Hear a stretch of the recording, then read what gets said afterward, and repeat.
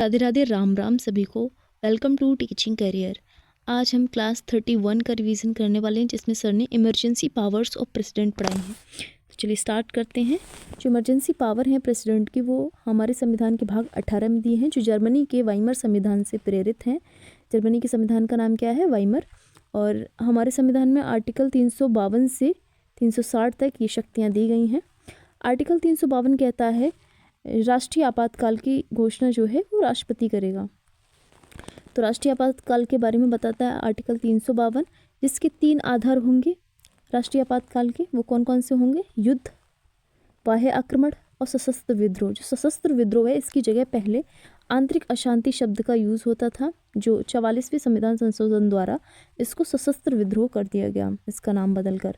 ठीक है। ऊपर वाले जो 2 कारण हैं वो बाह्य कारण हो सकते हैं, यानी कि युद्ध और बाह्य आक्रमण जो है वो एक्सटर्नल कॉज हो सकता है, और जो हमारा सशस्त्र विद्रोह है ये इंटरनल कॉज है। ठीक है।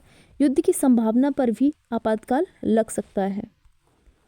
फिर राष्ट्रीय आपातकाल की उद्घोषणा कौन करेंगे? प्रेसिडेंट करते हैं। ठीक है। मंत्रिमंडल के लिखित परामर्श पर ये उद्घोषणा होगी। मंत्रिमंडल की बात हो रही है, मंत्रिपरिषद की बात नहीं हो रही। मंत्रिपरिषद अगर हम कहेंगे तो इसमें 3 प्रकार के मंत्री आते हैं। सर ने बताया था, कैबिनेट मंत्री, राज्य मंत्री, उप मंत्री। तो किसकी सलाह पर होगी? मंत्रिमंडल की सलाह पर। पूरे देश में या किसी विशेष हिस्से में आपातकाल लग सकता है। घोषणा की तिथि से 30 दिनों के अंदर दोनों सदनों में विशेष बहुमत से पारित होना चाहिए, और एक बार पारित होने के बाद 6 महीने तक वो चलता रहेगा, यानी कि आपातकाल 6 महीने तक लगता है। और 6 महीने पूरे हो जाने पर अगर ऐसा लग रहा है कि आपातकाल और आगे भी बढ़ाया जाना चाहिए, तो 6-6 महीने करके पुनः उसको पारित करना होता है, और निश्चित समय के लिए ये बढ़ाया जा सकता है। राज्यों के विधानमंडल की विधि बनाने की जो शक्ति है वो निलंबित हो जाती है। इसकी जगह पर वहाँ पर कार्य कौन करेगा? संसद वहाँ पर कानून बनाएगी इस स्थिति में। ठीक है। फिर लोकसभा और विधानसभा का जो कार्यकाल है वो 1-1 वर्ष बढ़ाया जा सकता है। आर्टिकल 19 की जो स्वतंत्रताएं हैं वो खुद ही समाप्त हो जाती हैं, स्वतः ही निलंबित हो जाती हैं। आर्टिकल 358 में ये बात बोली गई है, आंतरिक कारण में नहीं, यानी कि अगर जो ऊपर वाले जो आधार बताए थे, युद्ध या बाह्य आक्रमण, उस स्थिति में आर्टिकल 19 की जो स्वतंत्रताएं वो निलंबित हो जाती हैं। लेकिन अगर इंटरनल कॉज है, सशस्त्र विद्रोह है, उस स्थिति में नहीं होंगी। ठीक है। कोई स्वतः निलंबित नहीं होगा। कौन स्वतः निलंबित नहीं होगा? ये सर ने क्वेश्चन पूछा था इस तरह से। तो आर्टिकल 24 जो है वो स्वतः निलंबित नहीं होता है। आर्टिकल 19 के अतिरिक्त फंडामेंटल राइट का निलंबन भी हो जाता है। ठीक है। और राष्ट्रपति आदेश देते हैं तो चाहे वो एक या चाहे तो वो सभी जो स्वतंत्रताएं हैं या फिर जो आर्टिकल्स हैं उनके आधार पर निलंबन कर सकते हैं। चाहे तो किसी एक आर्टिकल को, मान लीजिए आर्टिकल 19 को अगर वो रखना चाहें तो रख सकते हैं। ठीक है। राष्ट्रपति के ऊपर डिपेंड करता है कौन सी स्वतंत्रताएं छीनी जाएंगी और कौन सी नहीं इमरजेंसी के दौरान। आर्टिकल 20 और 21 निलंबित नहीं होंगे किसी भी स्थिति में। अब तक 3 बार नेशनल इमरजेंसी लगी है। कब कब लगी है? इंडो चाइना वॉर होता है 1962 में, 1968 तक इमरजेंसी लगी थी। इंडो पाक वॉर होती है, इंडिया पाकिस्तान वॉर 1971 में। आंतरिक अशांति के कारण इंदिरा गांधी की सरकार में कब लगी थी? 25 जून 1975 को लगी थी। और यहाँ पर पीएम कौन थी? इंदिरा गांधी थी। प्रेसिडेंट कौन थे? फखरुद्दीन अली अहमद थे।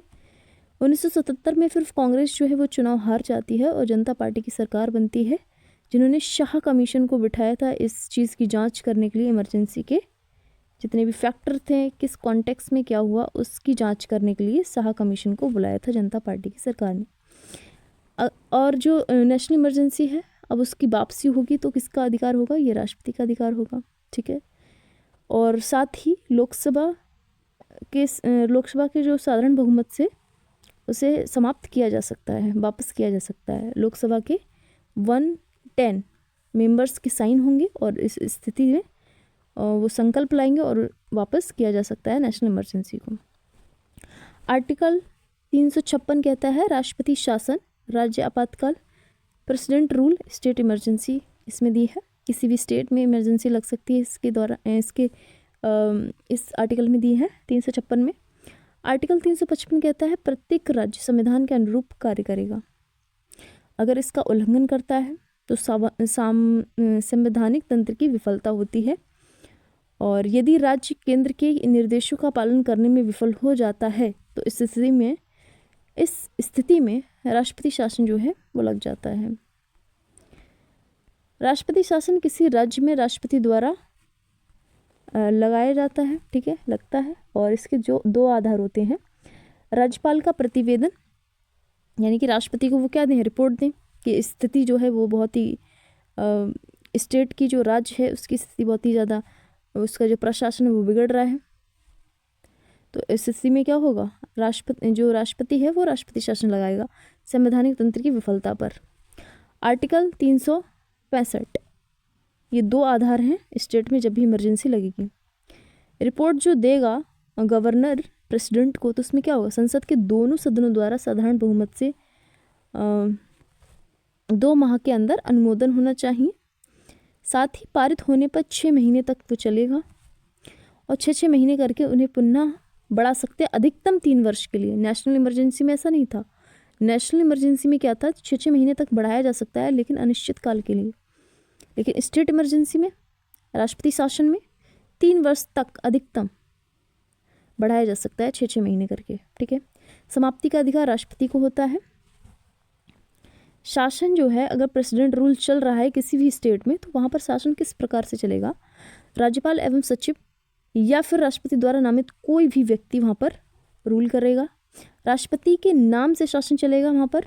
मुख्यमंत्री एवं मंत्रिपरिषद भंग हो जाती है उस राज्य की जिस राज्य में राष्ट्रपति शासन चल रहा है।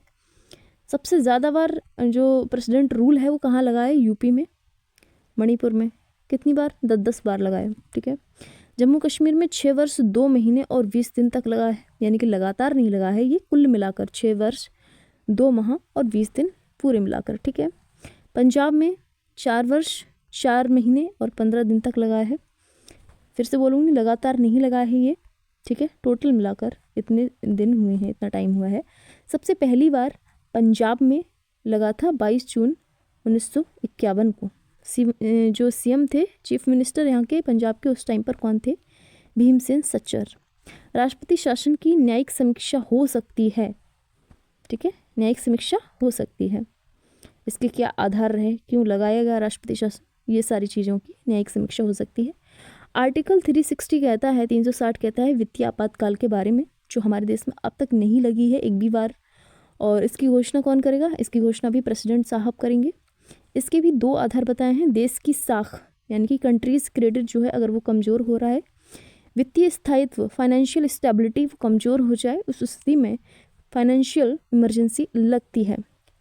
सदन के दोनों सदनों के साधारण बहुमत से पारित होना चाहिए और वापसी का अधिकार किसको होगा, प्रेसिडेंट को होगा, ठीक है। तो ये थी हमारी क्लास। थैंक्स फॉर वॉचिंग, मिलते हैं नेक्स्ट वीडियो में।